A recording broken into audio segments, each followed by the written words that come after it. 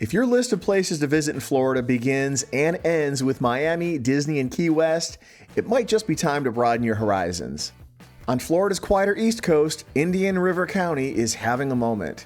Tourism revenue is up more than 17% in the past year, and visitors are discovering the charm of its small towns, beaches, and natural beauty, without the mega crowds, without the huge resorts, or without the budget-busting attractions and theme parks. Indian River County is located just about 90 minutes southeast of Orlando and includes the towns of Vero Beach, Sebastian, and Fellsmere. And as more people look for ways to stretch their Florida vacation budget, they're skipping the expensive theme parks more and more, and skipping the high-rise beach cities, and finding hidden gems that are a little bit more authentic, a little bit more laid back, and a lot more affordable. So let's dive into the top 10 things to see, do, and explore in Indian River County, Florida. Mel Fischers Treasure Museum in Sebastian. If you've ever secretly wanted to be a pirate, but like the legal kind, this might just be your place. Mel Fischers Treasure Museum celebrates one of the greatest treasure discoveries in modern history. Mel was a treasure hunter who spent decades treasure hunting along the Florida Keys. He spent over 16 years searching for the wreck of the Nuestra Senora de Atocha, a Spanish galleon loaded with silver, gold, and emeralds that sank in a hurricane in the Keys in 1622. Mel and his team finally found that wreck in 1985, along with an estimated 250 to 500 million bucks in treasure. Silver from Bolivia, Peru, and Mexico, gold and emeralds from Colombia, pearls from Venezuela, plus some everyday cargo like tobacco, silverware, and bronze cannons on board. And the Mel Fisher Treasure Museum is packed with artifacts from this wreck and lots of others, including real gold bars, cannonballs, and gemstones from the wreck. And admission is pretty affordable too. Adults are just $8, kids 5 to 12 are $4, and kids 4 and under are free. Round Island Riverside Park. Manatees are frequent visitors here at Round Island, and it's easy to see why people love them and why they've kind of become like an unofficial mascot of Florida. They're gentle, curious, super cute, and surprisingly graceful for animals that can weigh over 1,000 pounds. But Round Island isn't just about the manatees, but they are a solid reason to stop by. From the observation deck on the Riverside of the park, you've got a great chance of spotting them during the cooler months. But this place offers a lot more than just sea cow sightings. Round Island actually has two sides, the Riverside Park, which gives you access to the Indian River Lagoon, and the Beach Park, just across A1A, with direct access to the Atlantic Ocean. On the Riverside, there are walking trails, shady picnic spots, a kayak launch, and lots of fishing areas. Bird watchers here can spot herons, egrets, ospreys, and the occasional bald eagle. There's also a scenic boardwalk and a wooden observation tower for those panoramic views of the lagoon. On the beach side, you'll find dunes, soft sand, and usually fewer crowds than other public beaches in the area. It's perfect for swimming, sunbathing, or just chilling out and reading a book with an ocean breeze. And both sides of the park have restrooms, parking, and pavilions, making this a really family-friendly stop. Fun fact, this entire park spans both sides of the barrier island, so you can start your morning with a sunrise over the Atlantic and end your day watching the sun dip behind the Indian River without ever moving your car. And before we continue, if you're into Florida's hidden gems, tourist attractions, quirky towns, and places most tourists miss, hit that subscribe button. It really helps the channel a ton, and there's plenty more coming up you won't want to miss. The Vero Beach Museum of Art. So who says beach towns can't be cultured? Tucked into the oak-lined edge of Riverside Park, the Vero Beach Museum of Art is a cultural gem that's bigger and a lot better than most people expect from a small coastal town. This museum spans over 55,000 square feet and includes 5 main galleries, a sculpture garden, an art library, a studio school, and even a museum store and a cafe. It's one of the largest accredited art museums in Florida that's not located in a major metro area. Inside, you'll find a mix of American and international art with permanent collections featuring a lot of big names. There's a strong representation here by 20th century modernists, contemporary sculpture, and even some pieces by Dale Chihuly. Yeah, he's the guy who makes those mind-blowing glass installations.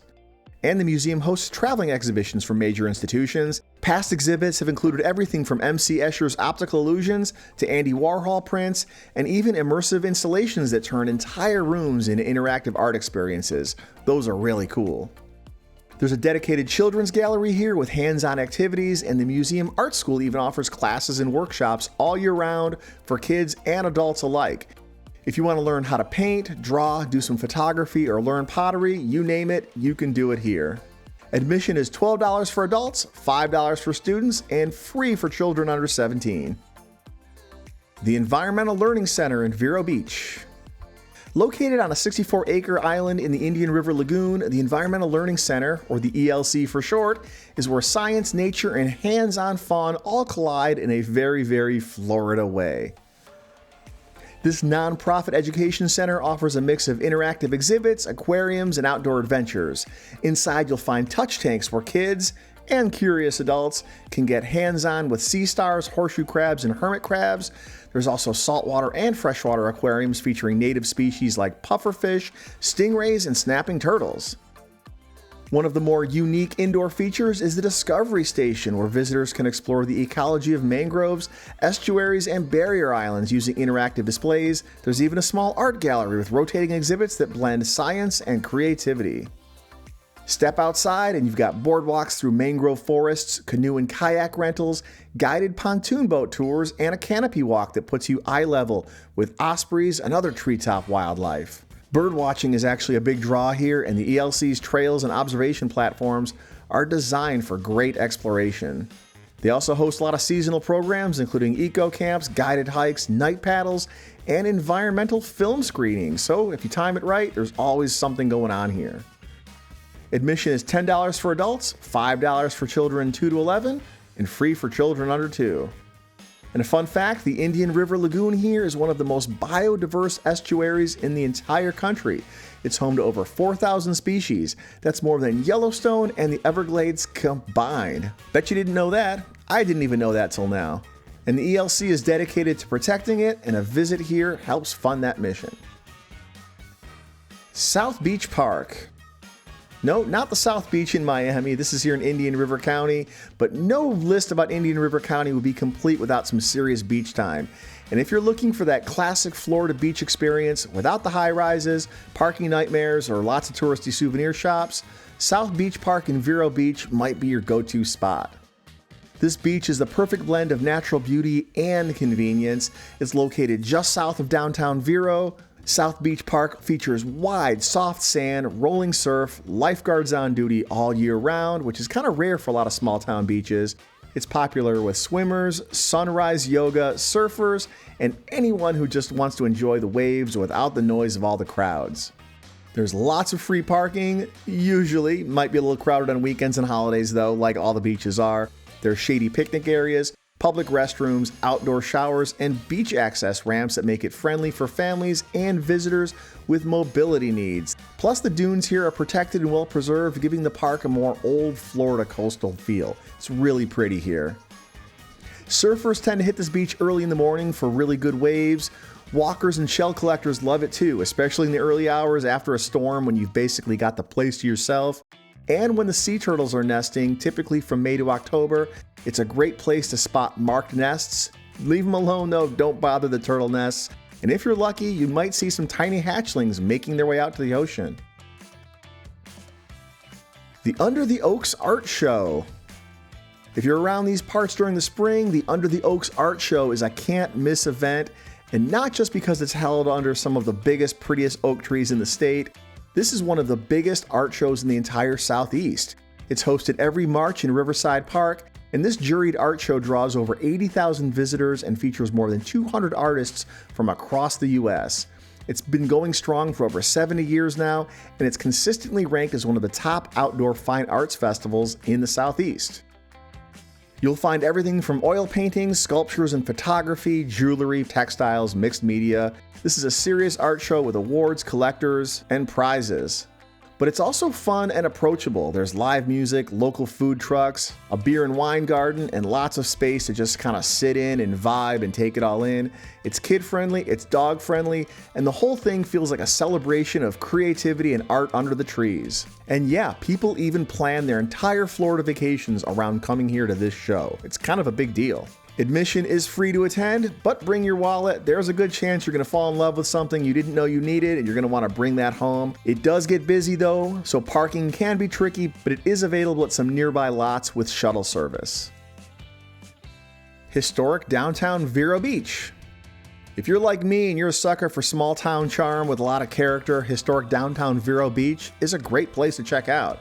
This isn't your average strip of souvenir shops, but this is going to have more of that vibe with indie bookstores, art galleries, sidewalk cafes. On the first Friday of every month, they host a free gallery stroll here with wine, live music, and artists actually standing next to their work. And here's a fun fact, Vero Beach is one of the few towns that voluntarily banned high-rise development on the oceanfront to preserve its small town feel. Love that.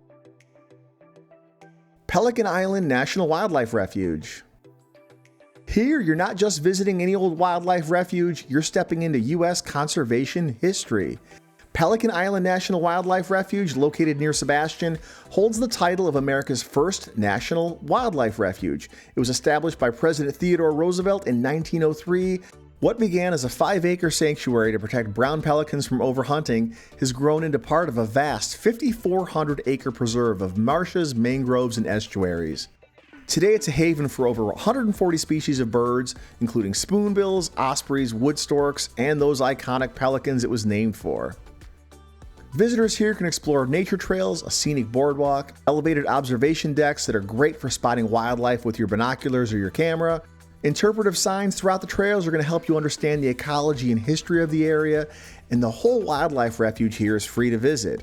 It's quiet, it's undeveloped, and it's really, really peaceful. Great place for bird watching, photography, or anyone who wants to go out in nature and just kind of escape for a while. Fun fact, Pelican Island was created to stop plume hunters from wiping out bird colonies for the hat trade. Yeah, people used to kill birds just for the fancy feathers. Roosevelt's executive order made it the first piece of land ever set aside by the federal government specifically for wildlife conservation, right here. This place is pretty historical. And that move sparked the entire National Wildlife Refuge system, and we gotta keep protecting them. They are really important. Sebastian Inlet State Park. If there's one place around here where you can surf, fish, swim, hike, paddle, birdwatch, stargaze, all that, and still not run out of things to do, it's gonna be Sebastian Inlet State Park. This park is one of the best places in all of Florida for both fishing and surfing. It's pretty famous. It's right on the boundary between the Indian River and Brevard County. This park is a local legend, especially with surfers. The waves here are some of the most consistent on Florida's East Coast, actually one of the best places to surf on the entire East Coast of the US. But it's not just for board riders. The fishing jetty extends deep into the ocean and is a magnet for anglers chasing snook, redfish, tarpon, and everything that swims in the sea around here. The tidal lagoon on the north side of the park is shallow, clear, and calm. It's great for families with young kids, paddleboarders, anyone who wants to float without fighting waves. You'll also find hiking and biking trails around here, kayak launches, and camping sites for anybody who wants to stay overnight around here. Inside the park, there's even 2 small museums. The McLarty Treasure Museum, which tells the story of the 1715 Spanish treasure fleet that wrecked just offshore here, and the Sebastian Fishing Museum, showcasing the area's fishing heritage. Admission to the park is $8 per vehicle, and the museums have a small additional fee, usually like $2 or $3 per person, I think. This is also a very popular beach for sea turtle nesting, so if you see a sea turtle nest, please don't disturb it, but if you get lucky, hey, you might see them hatch. McKee Botanical Garden. If you're looking for something around here that's relaxing, beautiful, educational, and just a little bit magical, McKee Botanical Garden checks every one of those boxes. It's located just south of downtown Vero Beach. McKee is an 18-acre tropical paradise filled with exotic plants, winding trails, koi ponds, waterfalls, and larger-than-life outdoor art. It's even listed on the National Register of Historic Places, and it's one of those places where the longer you wander, the more you're going to find. Great place to just look around and get lost. This originally opened up back in the 1930s as the McKee Jungle Gardens, and it was one of Florida's most popular roadside attractions. And today the garden is known for its massive water lily collection, seasonal tropical blooms, and rotating art installations. Past exhibits here featured everything from giant kinetic sculptures to whimsical displays made entirely from Lego bricks. There's a dedicated children's garden here too, complete with a splash fountain, pirate ship, bamboo tunnel, and interactive play areas. But the adults can enjoy shady benches, quiet meditation nooks, and a little cafe serving light bites and drinks. Admission to the gardens is $15 for adults, $10 for children 3 to 12, and free for kids under 3. So whether you're into beach days, bird watching, botanical gardens, or buried treasure, Indian River County has something that just might surprise you. And if you enjoyed this tour of Florida's best kept secret, don't forget to like the video. It tells the almighty YouTube algorithm that you're into this kind of thing, and that really helps. And if you haven't already, please hit subscribe for more hidden gems, quirky towns, and things to do all around the Sunshine State. I really sincerely appreciate that. And if you've got a favorite spot in Indian River County that we didn't cover, drop it in the comments. I'd love to hear from you. Thank you. See you in the next one.